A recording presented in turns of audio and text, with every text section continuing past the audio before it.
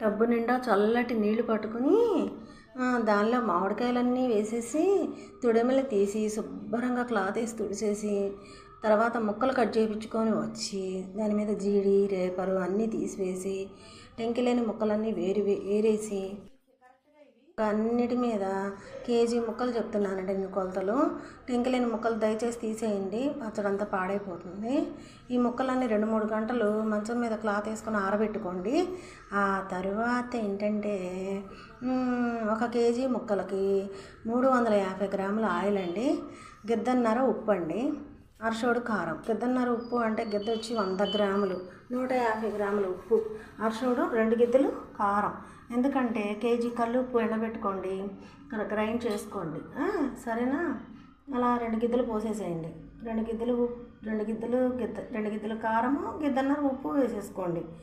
అయిపోయిన తర్వాత 100 గ్రాములు వెల్లుల్లి పేస్టు, ఒక 60-70 గ్రాములు కాదు లేదా ఒక 50 గ్రాములు కానీ మెంతి పిండి అన్నీ వేసేసుకొని మంచిగా అంతా కలయబెట్టుకొని జాడీ నిండా మొత్తం కలయబెట్టుకొని జాడీ నిండా పెట్టుకోండి. అమ్మ ఆవకాయ బోరు కొట్టవు కదండి, ఎన్నిసార్లు చేసుకున్నా.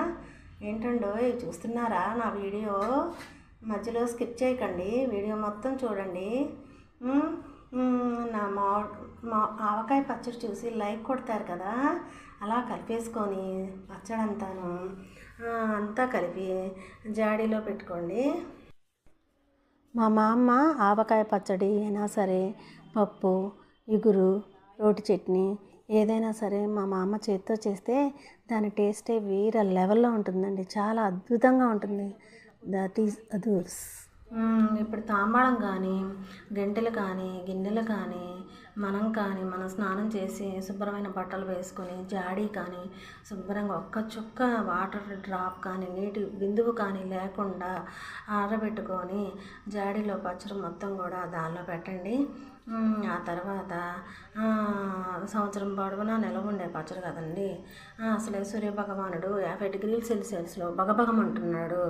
అందువల్ల ఇది ఎప్పుడో ఫ్యారీ కంపెనీ జాడీలు అండి, ఇవి 40 ఏళ్ళ నాటి ఫ్యారీ కంపెనీ జాడీలు. ఇప్పుడైతే దొరకట్లేదండి. ఈ పచ్చడి మళ్ళీ వచ్చే సంవత్సరం రోజుల దాకా అసలైతే రెడ్డిష్ కలర్లో ఉంటాయండి. ఇప్పుడు ఆ కంపెనీ జాడీలు రావట్లేదు. అయినా సూర్యభగవానుడు బగబగల వల్ల 8 నెలలు 7 నెలల కంటే పచ్చడి రెడ్ కలర్లో ఉండట్లేదు. ఇలా జాడీకి అంతా సర్దేసుకొని మూత పెట్టి పైన వాసం కట్టి పురికొస చుట్టేయండి. పురికొస చుట్టిన తర్వాత మూడో రోజు గంటె పెట్టి కలయి తిప్పండి. ఉప్పు కానీ, కారం కానీ, వెల్లుల్లి కానీ, మెంతిపిండి కానీ ఏదైనా తగినా కొంచెం యాడ్ చేసుకోండి. మళ్ళీ 5వ రోజు కూడా తిప్పండి.